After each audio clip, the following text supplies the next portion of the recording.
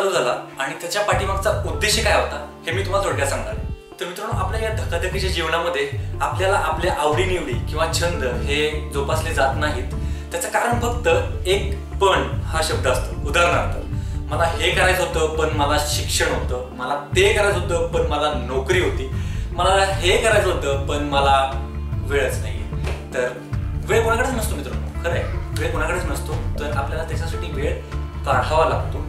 तर माझी अशीच काहीतरी परिस्थिती होती, पण काही कारणास्तव बघा पुन्हा पण शब्द आला। तर हा पण शब्द फक्त आपण आपल्या डिक्शनरीतून काढला पाहिजे आणि आपल्या आवडीनिवडीसाठी आपल्याला टाइम दिला पाहिजे। तर माझ्या चॅनलची जी सुरुवात झाली ती तापोळ्यापासून।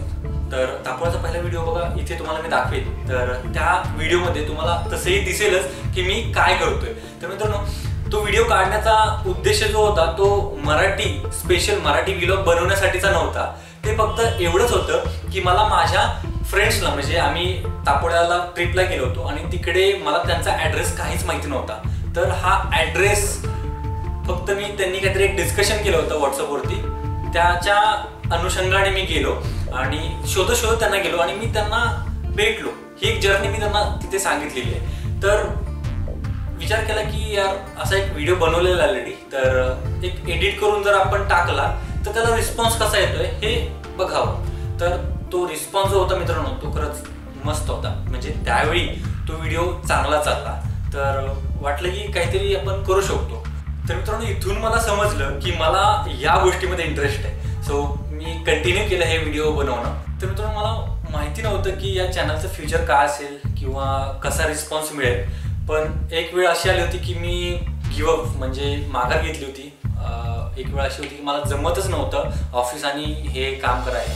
तर प्रसाद वेद पाठक, युअर इंडियन कन्झ्युमर, त्याने मला मोटिवेट केलं की भाई तू कंटिन्यू कर, तुला चांगला रिस्पॉन्स मिळेल, मराठीमध्ये असा कंटेंट कुठेच नाहीये। त्याच्यामुळे मित्रांनो, मराठी लोक एकत्र येतील आणि आपल्या चॅनलमुळे नवनवीन मराठी चॅनल्स चालू होतील। ॲक्च्युली चालू होतात आहे आणि त्यांच्याकडून अजून चांगले चांगले कंटेंट आपल्याला मराठीमधून बघायला मिळेल आणि जास्तीत जास्त मराठी लोक आपल्या यूट्यूबकडे वळतील। हाच एक उद्देश होता मित्रांनो। तर मित्रांनो, मेन उद्देश या व्हिडिओचा जो होता तो हा होता की आपले जे छंद आहेत, पैसा हा आपल्याला कधीही कितीही कमवता येऊ शकतो, छंद हे ज्या त्या टाइमला जोपासता आले पाहिजे। तर मित्रांनो, तुम्हाला एक रिक्वेस्ट आहे, जर तुम्हाला हा व्हिडिओ आवडला असेल तर सगळीकडे हा व्हिडिओ शेअर करा आणि दाखवा आणि जेवढे जास्तीत जास्त मराठी लोक आपल्याला एकत्रित आणता येतील तेवढे आणायचा प्रयत्न करूया। तर चला मित्रांनो, बाय बाय।